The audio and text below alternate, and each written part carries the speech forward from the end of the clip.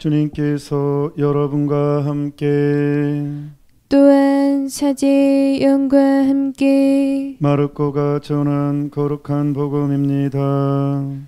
주님 영광 받으소서. 그때 요한은 이렇게 선포하였다. 나보다 더 큰 능력을 지니신 분이 내 뒤에 오신다. 나는 몸을 굽혀 그분의 신발끈을 풀어드릴 자격조차 없다. 나는 너희에게 물로 세례를 주었지만 그분께서는 너희에게 성령으로 세례를 주실 것이다. 그 무렵에 예수님께서 갈릴레아 나자렛에서 오시어 요르단에서 요한에게 세례를 받으셨다. 그리고 물에서 올라오신 예수님께서는 곧 하늘이 갈라지며 성령께서 비둘기처럼 당신께 내려오시는 것을 보셨다. 이어 하늘에서 소리가 들려왔다. 너는 내가 사랑하는 아들, 내 마음에 드는 아들이다. 주님의 말씀입니다. 그리스도님 찬미합니다.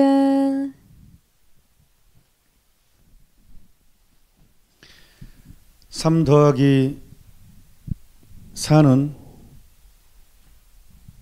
7이죠. 수학적 진리입니다. 3 더하기 4는 7입니다. 3 더하기 4가 5라고 주장을 하는 부류가 있다고 합시다. 옛날에는 3 더하기 4가 5라고 주장한 사람들은 그에 대해서 3 더하기 4가 7이라고 주장한 사람들이 이렇게 얘기했습니다. 당신들은 이단이다. 5를 버리고 7을 믿어라. 이게 옛날의 가톨릭 방식이었습니다. 예수님께서는 나는 길이요 진리요 생명이다. 나를 통하지 않고서는 아무도 아버지께 올 수 없다 그랬죠. 이건 진리입니다. 이거는 하늘에 두 쪽 나도 사라지지 않고 변하지 않는 진리입니다. 예수님은 길이요 진리요 생명입니다. 우리가 구원을 받으려면 누구든지 그 양반이 어떤 종교의 신자든지 예수님을 통하지 않고서는 구원받을 수 없습니다. 이건 진리입니다. 그래서 옛날 선교 방식은 3 더하기 4가 7이라고 했을 때 3 더하기 4가 5라고 주장하는 사람들에 대해서 너희들은 잘못됐다. 5를 버리고 7을 믿어라. 라고 이 선교 방식이 그랬어요. 그래서 어쩔 수 없이 많이 싸울 수밖에 없었어요. 그런데 요새는 바뀌었어요. 작전이 바뀌었어요. 어떻게 바뀌었느냐. 3 더하기 4가 7인데 3 더하기 4가 5라고 주장하는 사람들에 대해서 10 이하의 자연수라는 점에서 우리나 당신들과 똑같습니다. 당신과 우리는 이 차이입니다. 우리는 3 더하기 4가 7이라고 주장하는 사람들입니다. 우리는 7을 믿습니다. 하지만 당신들과 우리는 이 차이입니다. 그리고 10 이하의 자연수라는 점에서는 당신들이나 우리나 똑같습니다. 하지만 3 더하기 4는 7입니다. 이게 가톨릭의 선교입니다. 그런데 요즘에는 어떻게 변질이 됐냐 그러면 종교 간의 대화를 잘해야 되는데 너도 옳고 나도 옳고 종교 혼합주의가 돼버렸어요. 이게 종교다운주의의 맹점인데 다른 사람을 존중하는 건 좋은데 10 이하의 자연수라는 똑같습니다. 이 정도여야 되는데 당신과 우리는 이 차이입니다. 이건데 아예 이제 제가 지리산이잖아요. 천왕봉에 올라가려면 구례 함사를 통해서 올라갈 수도 있고 피악고를 통해서 올라갈 수도 있고 경남 진주를 통해서 올라갈 수도 있어요. 결국은 만난다. 정상을 가면 다 만난다. 이런 식으로 종교도 생각해요. 불교를 믿든 이슬람을 믿든 결국은 진리는 하나다. 나중에 결국은 만난다. 그래 네가 믿는 거 열심히 믿어라. 그렇게 바뀌어버렸어요. 그러다 보니까 예수님께서 나는 길이요 진리요 생명이다. 이게 무색해졌어요. 예수님의 말씀이 예수님 말씀 그 자체로 힘이 있는데 사람들이 힘을 잃게 그거에 대해서 이제 요즘에는 바뀌었어 이렇게 생각하는 사람이 되게 많은 것 같아요. 그래서 종교다운주의가 돼버렸죠. 이거 넘어서 혼합주의 이제 그래서 다 섞어버리는 이제 그러니까 그래서 이제 내가 믿는 신앙에 자신감도 없고 진리는 통하다. 그래서 뭐 지금은 선교도 그래 네가 믿는 거 열심히 믿어. 뭐 굳이 개종하려 그래. 여기다 복잡해. 뭐 이렇게. 물론 복잡하긴 복잡하죠. 요즘에 교리가 무너져 가지고. 근데 그러다 보니까 세례의 중요성이 약화되어 버렸어요.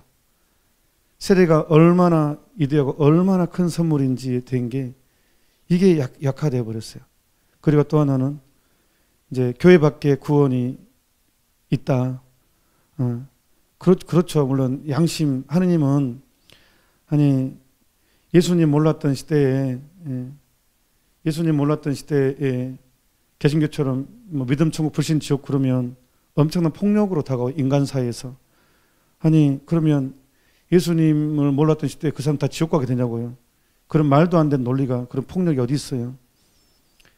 그래서 가톨릭 교회는 이렇게 주장을 하죠.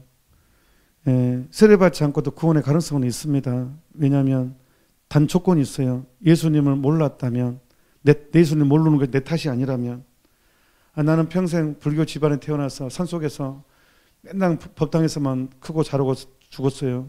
그럼 그 사람 책임이 없어요. 내 탓이 아니에요. 예수님 모르는 건 내 탓이 아니에요. 그러면 우리는 양심이라는 게 있어요. 양심을 하느님의 소리라고 하거든요. 양심이에요. 정말 중요한 개념이에요. 하느님도 알고 내가 하느님 같이 보는 거예요. 콘시엔티아 그래요. 양심을 같이 안다는 거예요. 꿈을 콘이라고 하거든요. 함께 본다, 함께 안다 뜻이에요. 하느님과 내가 함께 보는 거예요. 그래서 하늘이 두렵지도 않냐. 그 말이 양심에서 나오는 소리예요. 함께 보기 때문에 그게 양심이에요. 양심은 알죠. 근데 이제 점점 때가 묻을수록 무뎌져 가지만 양심이 무뎌져 가긴 하지만 그 양심이 있단 말이에요. 사람은. 그래서 양심에 따라 착한 일은 해라, 악한 일은 하지 말아라는 양심의 소리가 있단 말이에요. 이 소리에 충실하다면 하느님은 정상을 참작해 주지 않겠습니까? 양심에 당신의 소리에 충실한 사람이니까. 그러면 굳이 세례받을 사람이 누가 있겠냐? 양심에 충실하면 되는데 아니 제가 그거 있잖아요. 저녁에 신 얘기했잖아요. 인간에서 가장 불행한 것은 사랑하지 못하고 죽은 것. 우리는 사랑으로 예수님을 알면 알수록 사랑을 깊이 체험하는데 이것을 모르는 게 비극이죠. 또 하나는 같은 구원도 같은 빛도 촛불의 빛과 태양의 빛은 하늘과 땅 차이죠. 구원도 단계가 있어요. 천국에 가면 믿음이 큰 사람들이 누리는 엄청 대성인이 있고 그냥 성인이 있고 천사도 대천사가 있고 그냥 천사가 있고 케르빔이 있고 세라핌이 있고 이렇게 계급이 있듯이 등급이 있듯이 믿음의 그릇만큼 사람은 나눠지는 것 같아요. 세상에서도 믿음의 깊이만큼 체험이 다르잖아요. 또 믿음이 깊은 사람한테도 또 고통도 또 많이 주십니다. 그러니까 믿음에 따라서 누리는 게 다르단 말이에요. 천국도 마찬가지예요. 그러니까 구원도 그 하느님 빛이신데 예수님은 우리의 빛이신데 태양의 촛불의 빛과 태양의 빛, 우리의 구원을 그렇게 빛으로 이제 비유한다면 태양의 빛과 촛불의 빛은 하늘과 땅 차이죠. 그러니까 세례 받는 것이 얼마나 크냐 이거예요. 그러니까 오늘 제가 이 짧은 말 안에 여러분들 헷갈리는 것들은 많이 정리됐다고 저는 그렇게 믿습니다. 지금 종교 다운주의 시대예요. 그래서 믿음이 약해져 버려가지고 너도 옳고 나도 옳고 어쩌면 불교 법당 가서 더 경건한 마음을 갖더라고요. 눈이 뒤집어집니다. 진짜로. 성당 감실 앞을 지나갈 때는 아무 성의 없이 고개만 까딱 그냥 하고 아무 그냥 그러던 사람이 아니 법당 가서는 그냥 아주 손 모으고 아주 깊이 절하고 뭐 이런 걸 보면요. 그러니까 그 여러분 신랑이 집안에서는 함부로 말하고 다른 데는 그렇게 친절하고 그럼 꼴보기 싫잖아요. 아주 남한테는 그렇게 친절하면서 아주 집안에서는 그렇게 냉혹하고 손도 까딱 안 하고 그런 걸 보면 속 뒤집어 뒤듯이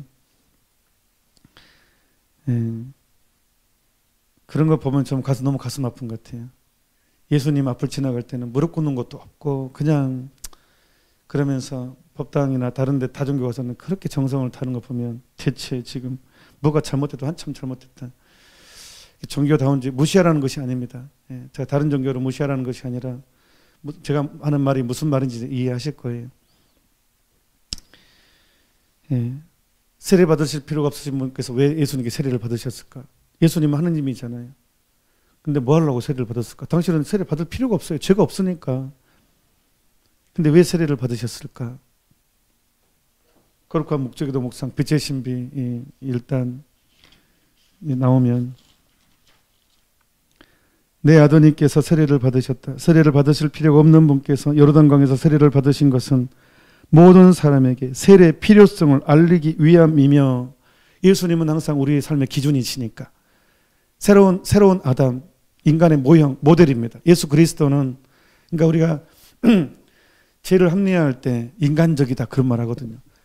이제 바꿔줘야 돼. 인간적이다는 것은 이제 예수님이 기준이기 때문에 예수님적인 것이어야 돼요. 이제 예수님은 우리의 기준이시고 우리의 모델이기 때문에, 새로운 아담이시기 때문에. 그래서 세례를 받으실 필요가 없으신 분께서 요르단강에서 세례를 받으신 것은 모든 사람에게 세례의 필요성을 알리기 위함이며, 이 땅에 죄를 없애시는 희생자가 왔음을 선언하는 것이고, 예수라는 단어는 죄를 없애다는 뜻이고, 미사 때 보라 하느님의 어린 양, 세상의 죄를 없애시는 분이시니라고 선언하잖아요. 죄를 없애시는 분이시니, 그러니까 죄를 없애는 희생자가 왔음을 선언하는 것입니다. 당신이 세례를 받음으로써 모든 사람에게 이것을 필요성을 알리기 위함이고, 당신이 기준이고 모델이기 때문에, 그래서 희생자가 왔음을 선언하는 것이고, 당신의 순환과 부활을 미리 보여주는 것이다. 그래서 세례를 밥티제인 그러거든요. 이건 무슨 뜻이냐면 희란 말인데, 죄가 물속에 잠기다. 그래서 옛날에는 물속으로 데려갔어요. 이 가슴 정도 되는 데 가서 물에 집어 넣었어요. 그럼 물에 들어가면 물속이잖아요. 숨이 막히잖아요. 예, 그러니까 우리는 죽어요. 그래서 나오죠. 죽어요. 내 죄가 죽어요. 내 때 모든 상처 다 죽어요. 그리고 나와요. 새로 태어나는 거예요. 우리도 엄마의 양수에서 있잖아요. 양수. 인간이 왜 호수를 보고 마음이 편안하냐? 양수 때문에. 우리는 태어날 때 엄마의 양수 안에서 물속에 있었어요. 태어난 거잖아요. 이게 새로운 생명. 예. 그래서 인간은 물을 보면 되게 편안함을 느낍니다. 예. 물속에 잠겨서 새로 나옵니다. 이걸 3번 하죠. 삼위일체의 신비하는 게 고백하는 것 같아요. 이것은. 그래서 지금은 이제 너무 춥고 또 이렇게 또 물로 이마에 씻는 걸로 약식으로 하지만 옛날에는 그랬다는 거예요. 근데 이것도 이제 중요합니다. 이렇게. 그래서 당신 순환과 부활, 죽음과 다시 나옴, 새로운 부활. 그러니까 이미 세례성사 안에 예수님의 순환이 이미 포함되어 있다는 거예요. 그런 게 숨어 있다는 거예요. 당신의 죽음이, 그리고 다시 이제 부활, 그것이. 그래서 이는 내가 사랑하는 아들, 내 마음에 드는 아들이다. 이 고백이기 때문에 하느님께 성부하나님께 순명하신 거잖아요. 이것도 역시. 그래서 이는 내가 사랑하는 아들, 내 마음에 드는 아들이다. 이 순환과 부활 때문에. 그래서 세례는 순환과 부활의 동참이고 제3의 구원이다. 진짜 볼판에 좀 받아 적어집시오. 진짜. 세례는 순환과 부활의 동참이라는 거. 그 다음에 제3의 구원이라는 거. 그래서 세례성사는 성체성사를 가능하게 해주는 하느님의 선물 중에서 가장 아름답고 훌륭한 선물이라는 것. 그래서 오늘 가톨릭 교회 교리서 이제 세례성사를 보면 1214항에 보면 이 성사가 이루어지는 중심의식에 따라 세례성사라고 밥티시무스라고 불린다. 라틴 말로는.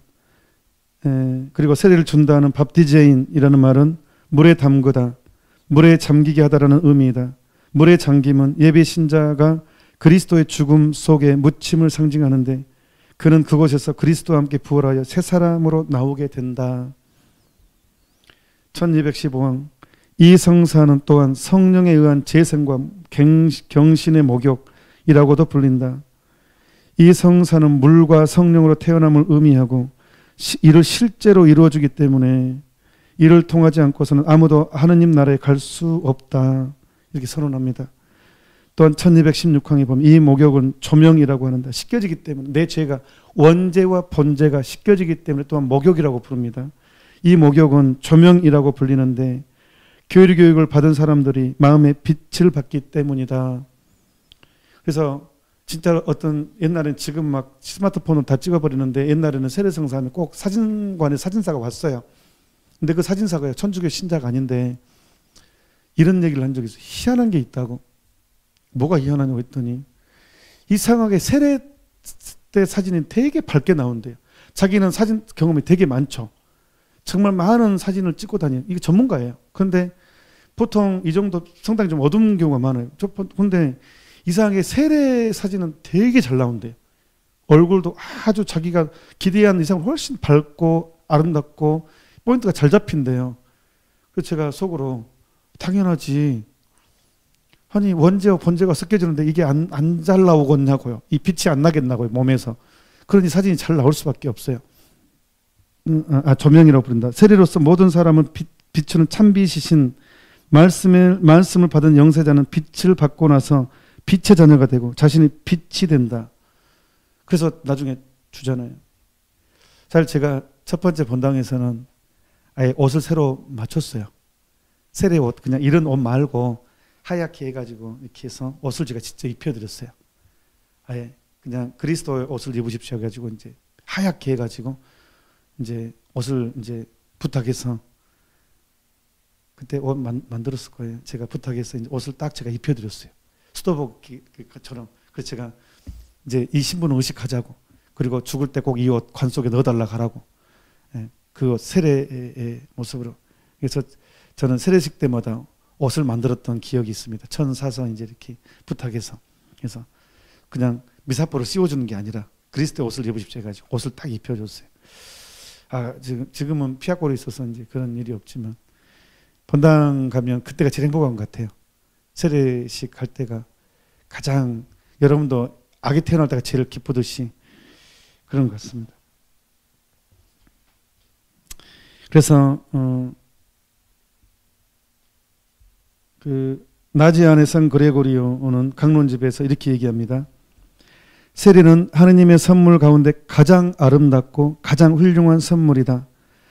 우리는 이것을 선물, 은총, 기름바름, 도유가니까 이 기름바름은 이제 올리브유, 왕의 품위를 상징하는 거예요. 기름바름. 그래서 기름을 바르면 이게 왕이 되는 거예요. 하느님을 아버지라 부르잖아요.